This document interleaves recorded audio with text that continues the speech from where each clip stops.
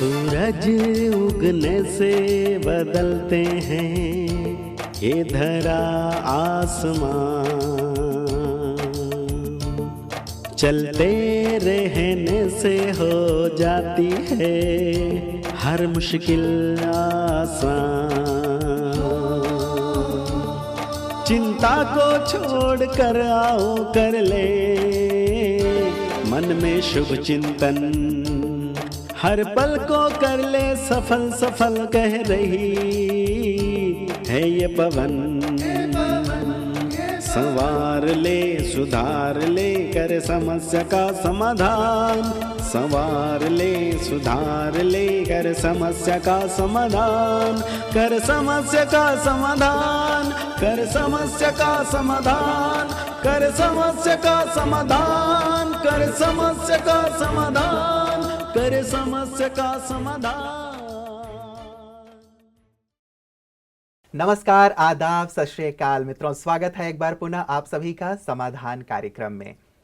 मित्रों, भारतवर्ष ने सारे विश्व को बहुत कुछ दिया है, इसीलिए भारतवर्ष को सभी माँ कहकर पुकारते हैं। चाहे आयुर्वेद की बात हो, चाहे दशमलव की बात हो, चाहे कलन गणित की बात हो, ज्यामिति की बात हो, बहुत कुछ लोगों ने यहाँ से पाया है और जो यहाँ आए हैं वो यहाँ के ही होकर रह गए हैं। एक बहुत विशेष चीज़ भारतवर्ष ने सारे विश्व को दी है और वो है परिवार का कॉन्सेप्ट। परिवार कैसा होता है, परिवार की आवश्यकता क्यों होती है, ये भारतवर्ष ने ही सारे विश्व को सिखाया है। लेकिन विडंबना ही है या दुर्भाग्य ही है कि जिस देश ने सारे विश्व को परिवार की परिभाषा सिखाई है, आज वहीं परिवार टूट रहे हैं। बहुत ही दुखद बात है। कैसे परिवारों को टूटने से बचाया जाए, क्या हो सकता है इस समस्या का समाधान, इसी पर हम लगातार चर्चा कर रहे हैं आदरणीय सूर्य भाई जी के साथ। आइए आज भी इस चर्चा को हम आगे बढ़ाते हैं और अभिनंदन करते हैं आज की कड़ी में आदरणीय भ्राता जी का। भ्राता जी, आपका बहुत बहुत स्वागत और अभिनंदन। Thank you. दुख होता है जब अपनी संस्कृति को देखते हैं, इतनी महानतम संस्कृति, प्राचीनतम संस्कृति जिसने सारे विश्व को ये दिया कॉन्सेप्ट, लेकिन आज हमारे ही परिवार टूट रहे हैं। कैसे बचाया जाए?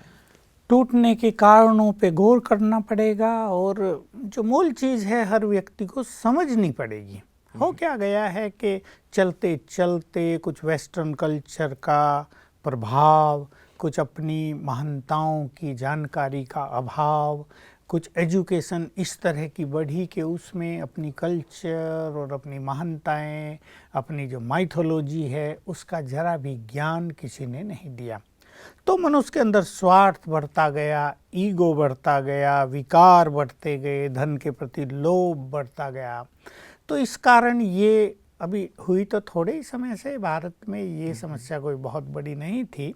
मैं इसका विकराल रूप मात्र 10-12 साल से देख रहा हूँ, अनुभव कर रहा हूँ, जबकि बहुत सारे ऐसे केसेज हमारे पास आने लगे हैं कि परिवार जहाँ बहुत अपनापन होता था मनुष्य में, कि एक नारी ने जब उसकी शादी हो गई, जो उसका पति हो गया, वो फाइनल, बस नारी को दूसरी शादी करनी नहीं है, एक उसका पति है, वही उसका परिवार है, उसमें उसको सेट होना है। अब क्या हो गया, कहीं ना कहीं लोभ हुआ तो लड़की के माँ बाप भी इसमें कहीं कहीं गलत भूमिका निभाते हैं, कहीं कहीं ससुराल वालों की गलत भूमिका होती है, कहीं कहीं उसके अपने संस्कारों की अहम की गलत भूमिका होती है। इन चीज़ों के कारण परिवारों में ये बिखराव देखने में आता है।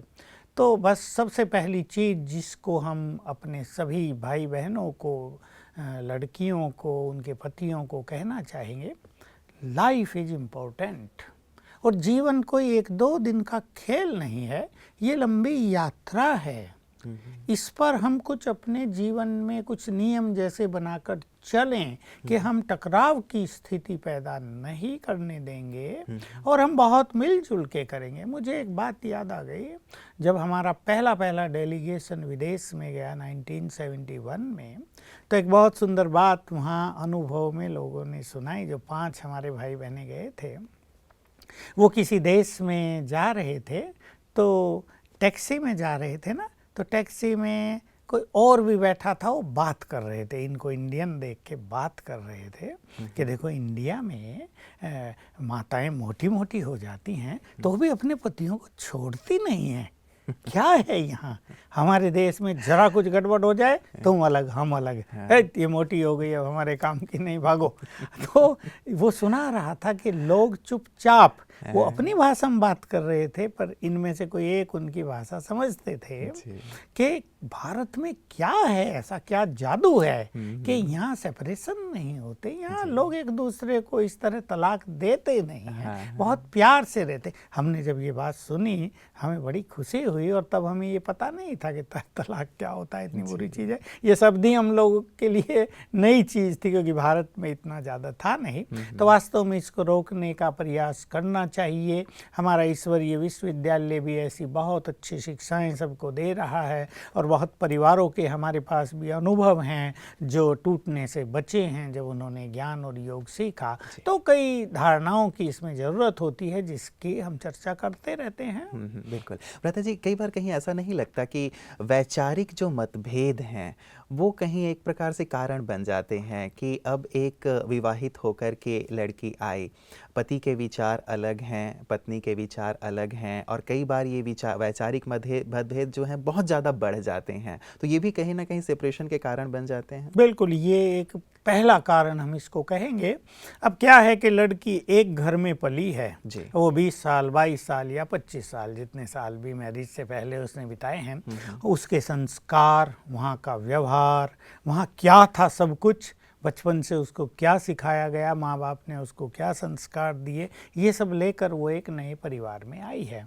अब दोनों बातें हैं कि जिस परिवार में आई हैं वो उसको कितना एक्सेप्ट करते हैं, दूसरा वो सबसे कितना मिलती है, उसके अपने संस्कार विचार, यहाँ के अपने संस्कार विचार। और जैसा हम पहले चर्चा कर रहे थे कि सब लोग अब बहुत एजुकेटेड हो गए हैं, तो सब में कहीं ना कहीं ईगो, जिसकी जिस तरह की एजुकेशन है, जैसा जिसका संग्रह है, वैसा वैसा उसके विचारों का, संस्कारों का निर्माण हुआ है।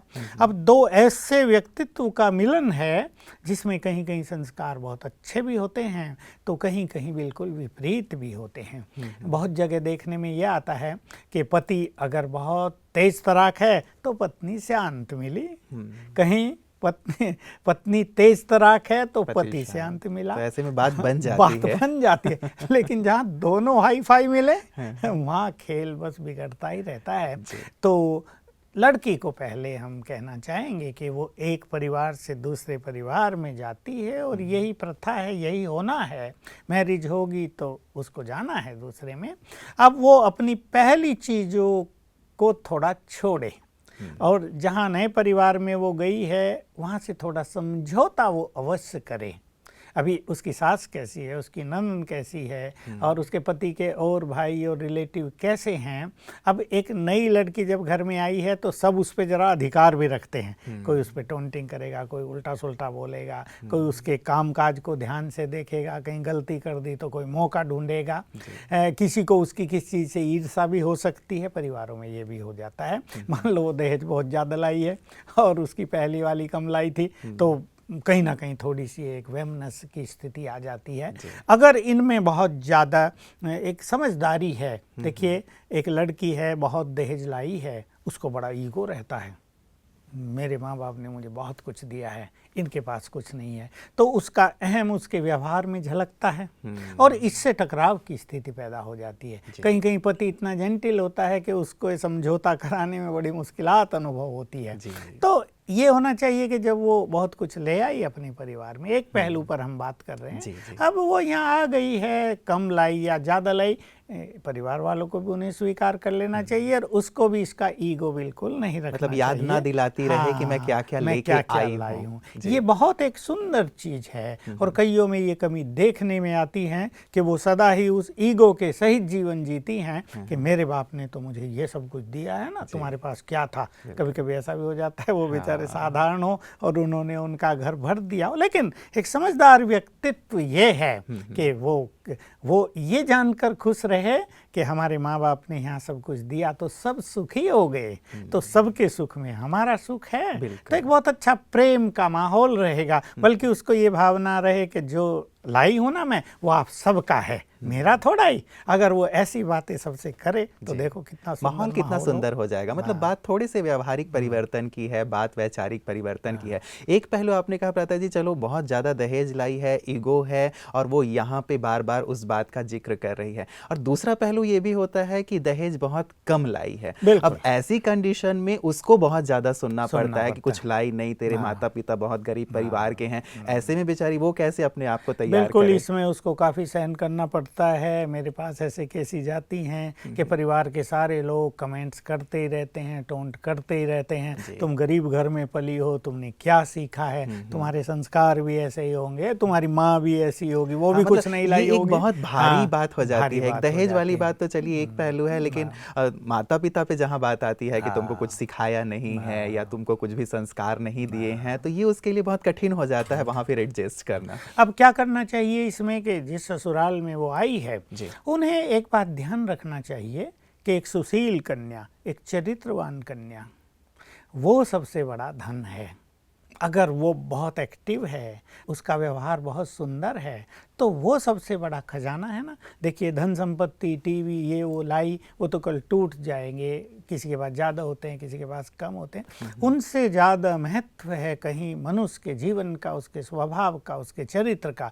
एक बहुत सुशील कन्या, एक बहुत चरित्रवान कन्या उनके घर में आई है, वो उसको बहुत बड़ा धन समझें। देखिए इसके विपरीत कहीं कहीं ये हो जाता है कि बहुत तेज तराक आ गई, धन संपत्ति बहुत ले आई, तो लोग सोचते हैं इसकी धन संपत्ति तो बेकार, हमारे लिए इसने तो सबके नाक में दम कर दिया है। तो ये ससुराल वालों को ये बात अच्छी तरह जान लेनी चाहिए कि अब वो लड़की हमारे परिवार की एक सदस्य है।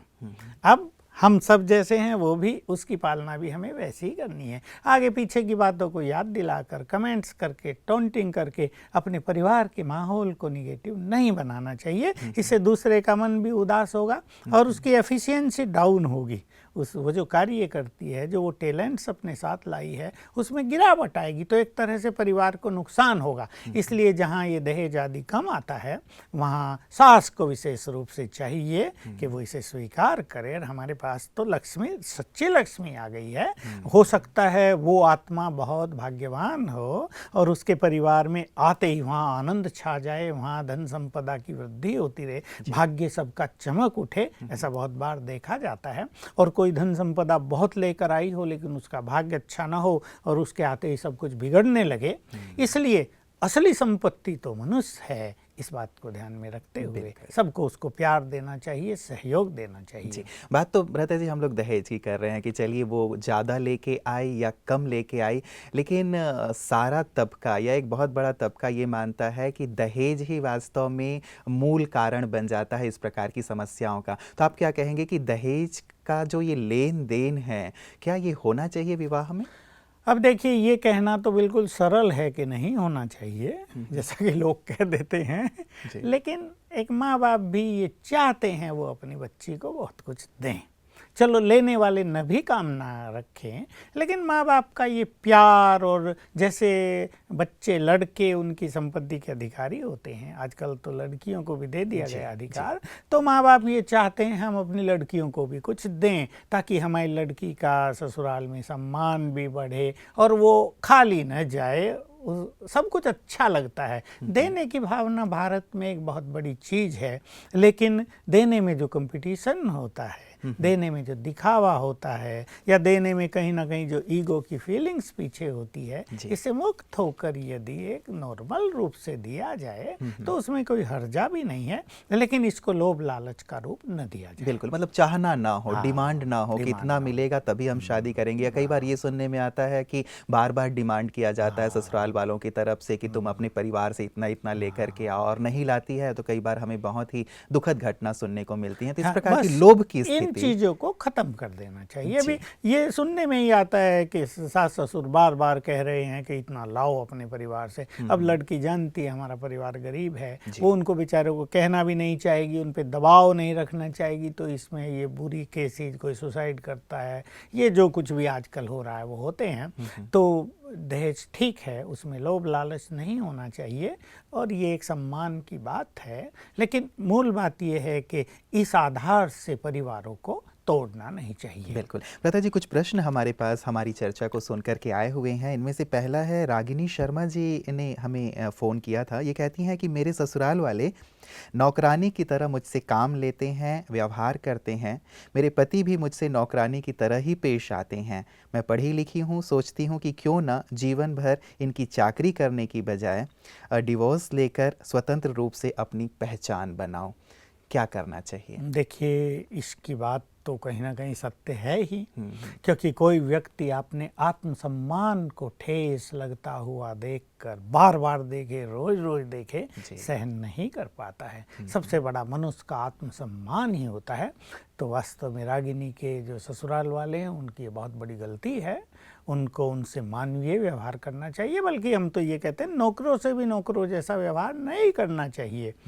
हमने कितने परिवारों में ऐसे नौकर देखे कि परिवार वाले मालिक उनको नौकर समझते ही नहीं, मतलब और सदस्य की तरह वो परिवार समझते में हैं। ऐसे घुल मिल गए हैं जैसे वो उनके बिल्कुल अविनाशी अंग बन गए हैं। कितना मजा आता है, वो फेथफुल रहते हैं, ये सारा घर उन पे छोड़ के जाते हैं, वो सारा काम काज निपटा देते हैं, तो कितना अच्छा रहता है। नौकरों से भी नौकरों जैसा व्यवहार न हो, सम्माननीय व्यवहार हो। वो कुछ गलती भी करें, प्यार से उसको करेक्ट किया जाए, तो फिर भला जो अपने हैं उनसे तो ये व्यवहार कहीं भी मान्य नहीं हो सकता। उनको अपना व्यवहार बिल्कुल ठीक कर लेना चाहिए।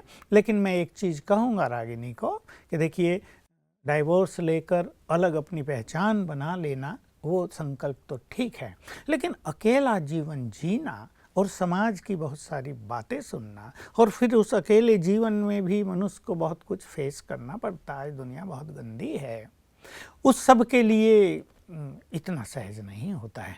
इसलिए मैं रागिनी को कहूँगा, स्पिरिचुअल नॉलेज लें। अगर इन्होंने नहीं ली है, ईश्वरीय विश्वविद्यालय ऐसी बहुत सारी सुंदर बातें सिखा रहा है। उसमें स्वचिंतन, अपने को परिवर्तन, अपने स्वमान को स्वयं बढ़ाना, इन सब से हम दूसरों के व्यवहार को भी परिवर्तन करने की प्रेरणा दे सकते हैं। एक बहुत अच्छा सिद्धांत स्वयं भगवान ने सिखाया है, अगर तुम अपने श्रेष्ठ स्वमान में रहेंगे तो सम्मान परछाई की तरह तुम्हारे आगे पीछे रहेगा। तो रागिनी को ये सीखना है कि वो स्पिरिचुअल नॉलेज ले, श्रेष्ठ स्वमान का अभ्यास करे, और डाइवोर्स की बात को अभी कुछ छोड़े। पहले अपने स्वमान को बढ़ाए और फिर देखे कि वो अपने स्वमान के द्वारा उन आत्माओं को गुड वाइब्रेशंस देकर, उनके लिए शुभ भावनाएं पैदा करके कैसे उनको बदल सकती है। और ये संभव है कि दूसरे का व्यवहार पूरी तरह बदल जाए, क्योंकि हमारा स्वमान दूसरों के व्यवहार को बदल देता है। तो पहले ये करें। इनका सोचना तो ठीक है, क्योंकि ये कष्ट पा रही है, इमोशनली इन पे अटैक हो रहा है बार बार, और मनुष्य इसको टॉलरेट नहीं कर सकता कहीं और भी। ज़्यादा बड़ी बात यह है भ्राता जी कि पढ़ी लिखी तो है। ये सोचती हैं कि जब मैं पढ़ी लिखी हूँ तो वास्तव में अपने पैर पे खड़ी हो सकती हूँ, अपना अस्तित्व मैं खुद बना सकती हूँ। तो ये भी इनका सोचना कहीं ना कहीं नहीं, इनका सोचना बिल्कुल ठीक है, लेकिन हमें दूसरा पहलू भी सोचना है, क्योंकि जो लोग ऐसा करते हैं उनको किन किन कठिनाइयों का सामना करना पड़ता है। अब देखिए, मान लो ये अपने परिवार में जाए, वहाँ इसके भाभी और भाई होंगे, 2 होंगे। अब वो इनको कितना स्वीकार करते हैं। पहली बात, नारी में नारी के प्रति इतनी सम्मान की भावना आजकल नहीं देखी जाती है। वो कहेंगे ये कहाँ हमारे पास आ गई है, अब इसको हम संभालेंगे। तो और भी समाज में, जैसे मैंने कहा, लोगों की क्रिमिनलाइज है, गंदी दृष्टि है, किसी को भी अकेला देखते हैं और बिल्कुल कि ये अनमैरिड है या बिल्कुल अलग रहती है, तो कई गलत तत्व उनके पीछे लग जाते हैं, उनको फेस करना पड़ता है, फिर नई समस्याएं पैदा हो जाती हैं। इसलिए हम तो ये कहेंगे कि पहले वहाँ उस चीज़ को ठीक किया जाए, और जब मनुष्य बिगड़ी हुई चीज़ों को ठीक करता है तो उसके पास कई तरह के सुंदर अनुभव बढ़ते हैं, उसकी आंतरिक शक्तियों का विकास होता है बहुत ज़्यादा। एक है समस्याओं से भाग जाना, वो भी कहीं कहीं ठीक होता है, भाई छोड़ो इन समस्याओं से मुक्त हो जाए। लेकिन समस्याएं तो हमारे पीछे पीछे भागती है ना कहीं मनुष्य का भाग्य भी उसके पीछे पीछे चलता है। मनुष्य स्थान बदल सकता है, मनुष्य मनुष्यों से अलग हो सकता है, लेकिन भाग्य का वो क्या करेगा, वो उसके पीछे चलता है। इसलिए बेटर ये है कि ये कुछ स्पिरिचुअल नॉलेज लें, राजयोग का अभ्यास करें, अपने स्वमान को बढ़ाएं और उनको गुड वाइब्रेशंस दें रोज सवेरे। मैं उसकी विधि बता देता हूं और फिर चेंज देखें उनमें। ये काम ये 6 मास अवश्य करें। और ये जो इनका संकल्प है तलाक लेने का, इसको 1 साल के लिए पोस्टपोन करें, बाद में सोचेंगे। सवेरे उठते इनको ये सोचना है, मैं स्वमान की बात कर रहा हूँ, मैं भगवान की संतान एक महान आत्मा हूँ। पहली गुड फीलिंग। और उन सबको भी देखेंगे कि ये भी भगवान की संतान है, महान आत्माएं हैं। फिर इसके मन में जो उनके प्रति घृणा हो गई है ना, अब इसको चेंज करेंगी। ये no, they are good souls, they are my good friends. उनका व्यवहार मुझसे बहुत सॉफ्ट है, स्वीट है। सवेरे 3 मिनट इस काम में लगाएं। मैं भगवान की संतान मास्टर ऑलमाइटी हूँ, मैं एक महान आत्मा हूँ। ये सब भी भगवान की संतान बहुत अच्छे हैं। ठीक है, हमारा भले कोई अच्छे नहीं हैं। हाँ, भले अच्छे नहीं हैं, भले ही हमारा पूर्व जन्मों का कोई हिसाब किताब रहा लेकिन होगा, सोचेंगे कि अच्छे सोचिए हैं। कि भगवान के सभी बच्चे अच्छे होते हैं। उनकी भी कोई प्रॉब्लम होगी, हो सकता है उनको भी कहीं ऐसा व्यवहार मिलता हो तो वो हमसे ऐसा व्यवहार करते हैं। इस फॉर्मूला को यूज करके थोड़ा इफेक्ट देखें और मुझे पूर्ण विश्वास है कि उनका व्यवहार बदलेगा। वो इनको बहुत प्यार और सम्मान की दृष्टि से देखेंगे। लेकिन मैं ऐसे परिवारों को भी कहूँगा कि अपने परिवार में जो भी बहू है, बेटी हैं, सबसे प्रेम और सम्मान से व्यवहार करें। मनुष्य एक बहुत इमोशनल प्राणी भी है। उसकी भावनाओं को इस तरह ठेस पहुंचाना, मैं तो कहूँगा एक सूक्ष्म पाप ये होता है, जिसका फल रिटर्न में उन्हीं के पास पहुँच जाता है। क्योंकि हम एक सिद्धांत और लोगों को सुनाते हैं, सुनाना चाहते हैं कि जैसा व्यवहार हम दूसरों से करते हैं वैसा ही व्यवहार हमें भी कहीं ना कहीं से प्राप्त अवश्य होता है। ये एक इटर्नल लॉ है इस सृष्टि का। इसलिए वो जब अपनी बहू से ऐसा गलत व्यवहार कर रहे हैं तो उन्हें भी कहीं ना कहीं ऐसा व्यवहार मिलेगा। वो सोच लें हमसे कोई ऐसा व्यवहार करे, उनकी भी तो बेटी किसी दूसरे उनकी घर भी में जाएगी, उसको फिर वैसा व्यवहार मिलेगा। तो इन बातों को यही समाप्त कर देना चाहिए। हम दूसरों से स्वीट, सॉफ्ट, बड़े रेस्पेक्टफुल्ली रहें तो हमसे भी लोग वैसे ही रहेंगे। तो भ्राता जी, एक बात तो ये हुई कि रागिनी जी राजयोग का अभ्यास करें, राजयोग सीख लें, सुबह ये प्रैक्टिस जो आपने बताई है वो करें। क्या सारे दिन भी कोई प्रैक्टिस इन्हें करनी चाहिए? हाँ, अगर ये थोड़ा सा भी स्पिरिचुअल नॉलेज लें, जैसे मैंने कहा, तो एक बहुत अच्छी प्रैक्टिस मदद करती है ऐसी सिचुएशंस को समाप्त करने में। बात फेस करने की नहीं, हम इस सिचुएशन को बदलना चाहते हैं तो सभी को इस नज़र से देखें, वो आत्माएं हैं। ये जो बॉडी कॉन्शियसनेस है, मैं बड़ा हूँ, ये छोटा है, ये ऐसा है, वो ऐसा है, इससे ऊपर उठकर all are souls, children of one supreme soul. ये बहुत अच्छी फीलिंग, ये 2-3 बार ही कर ले दिन में, कभी बैठकर शांत में बैठे। क्या होता है ऐसे में मनुष्य के साथ कि जो उससे व्यवहार हो रहा है वो उससे बुरी तरह से इतनी अफेक्टेड है कि और कुछ वो सोचती नहीं है जी। वो छा जाता है उसके मानस पटल पर। अब उसे क्या करना है, मान लो सवेरे वो उठी और शांत में बैठे, 5-7 मिनट अपने को दे कि मेरा जीवन कितना सुंदर है, मुझे इस एक चीज़ के कारण अपने इस ब्यूटीफुल लाइफ को कड़वाहट से नहीं बढ़ना है।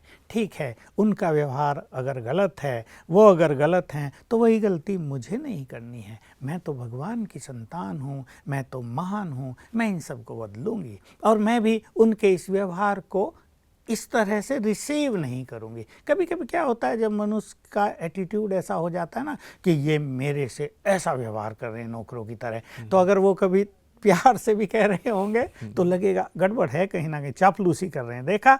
और अगर कुछ गलती हो गई और थोड़ा सा जोर से बोल दिया तो कहेगी देखा नौकरों की तरह व्यवहार कर रहे हैं। तो शांत में 2 बार 3 बार दिन में बैठें, दिन में फिर बैठें, नाश्ता आदि पूरा हो गया, सब काम पे चले गए, फिर सुंदर फीलिंग से बैठें कि मुझे इस सिचुएशन को चेंज करना है। आखिर ये मेरा परिवार है ना, वो भी मनुष्य हैं, वो आत्माएं हैं, सब भगवान के बच्चे हैं, मुझे इन्हें गुड वाइब्रेशंस देने हैं, उनके वाइब्रेशंस, उनका व्यवहार चेंज हो जाए। इस तरह का चिंतन सवेरे करे, दोपहर में कर ले, दोपहर से पहले, शाम को एक बार कर ले, तो इसके अपने वाइब्रेशंस बहुत सुंदर हो जाएंगे। और जब मनुष्य के अपने वाइब्रेशंस बदल जाते हैं तो कहीं ना कहीं दूसरे के एटीट्यूड्स, उनके बिहेवियर भी बदलने लगते हैं। बिल्कुल, चलिए हम उम्मीद करते हैं भ्राता जी कि ये 1 वर्ष के लिए अपने इस विचार को पोस्टपोन करें, डिवोर्स की बात तो अलग रही, लेकिन यदि इस प्रकार का एक सुंदर परिवर्तन जीवन में आ जाता है तो सचमुच बहुत ही सुखद हो जाएगा माहौल। और परिवर्तन वैसे भी कहते हैं कि